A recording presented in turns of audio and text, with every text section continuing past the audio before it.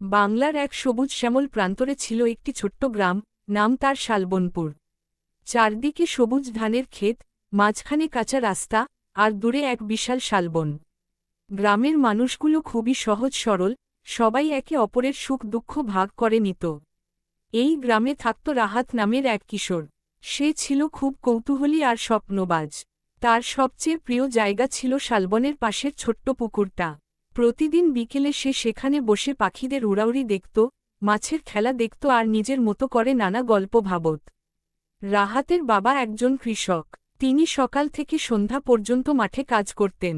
মা বাড়িতে সংসারের সব কাজ সামলাতেন। রাহাত মাঝে মাঝে বাবার সাথে মাঠে যেত, কিন্তু তার মন বেশি টানত প্রকৃতির দিকে। একদিন বিকেলে রাহাত পুকুরের ধারে বসেছিল। হঠাৎ সে দেখতে পেল এক ছোট্ট পাখি ডানায় আঘাত পেয়ে মাটিতে পড়ে আছে। পাখিটা খুব কষ্টে ছটফট করছিল। রাহাত দৌড়ে গিয়ে পাখিটাকে হাতে তুলে নিল। সে পাখিটাকে বাড়িতে নিয়ে এল। মা প্রথমে একটু ভয় পেলেও পরে ছেলেকে সাহায্য করলেন।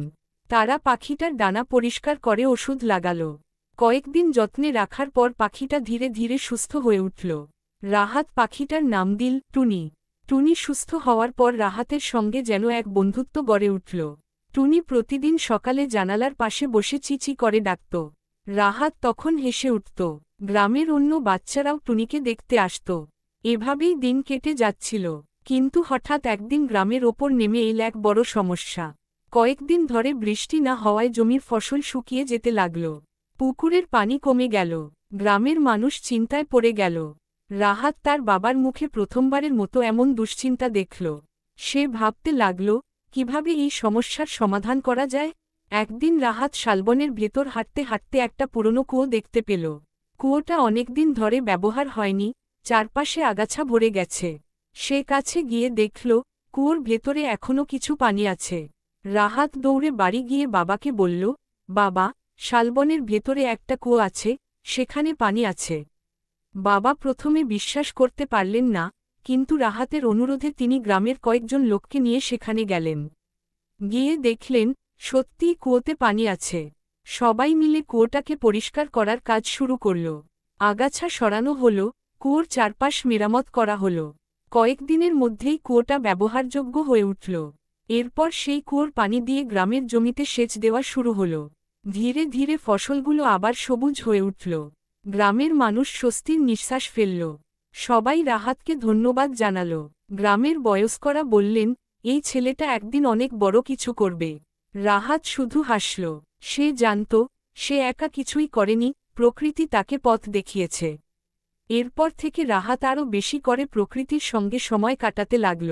সে বুঝতে শিখল, প্রকৃতি আমাদের অনেক কিছু দেয়, শুধু আমাদের তা খুঁজে নিতে জানতে হয়। টুনিও সবসময় তার সঙ্গে থাকত। পাখিটা এখন পুরোপুরি সুস্থ। মাঝে মাঝে সে আকাশে উড়ে যেত, আবার ফিরে আসত রাহাতের কাছে। শালবনপুর গ্রাম আবার আগের মতোই হাসিখুশি হয়ে উঠল। মাঠে সবুজ ফসল দুলতে লাগল, পুকুরে মাছ লাফাতে লাগল, আর মানুষের মুখে ফিরে এল আনন্দ। রাহাত প্রতিদিন বিকেলে পুকুরের ধারে বসে থাকত। আকাশের দিকে তাকিয়ে সে নতুন নতুন স্বপ্ন দেখত। সে ভাবত, একদিন সে এমন কিছু করবে যাতে তার গ্রামের মানুষ আরও ভালোভাবে বাঁচতে পারে। এই ছোট্ট গ্রাম আর এক কিশোরের সাহস ও বুদ্ধির গল্প সবার মনে এক নতুন আশা জাগাল। যদি আমরা প্রকৃতিকে ভালোবাসি, তাহলে প্রকৃতিও আমাদের পথ দেখায়।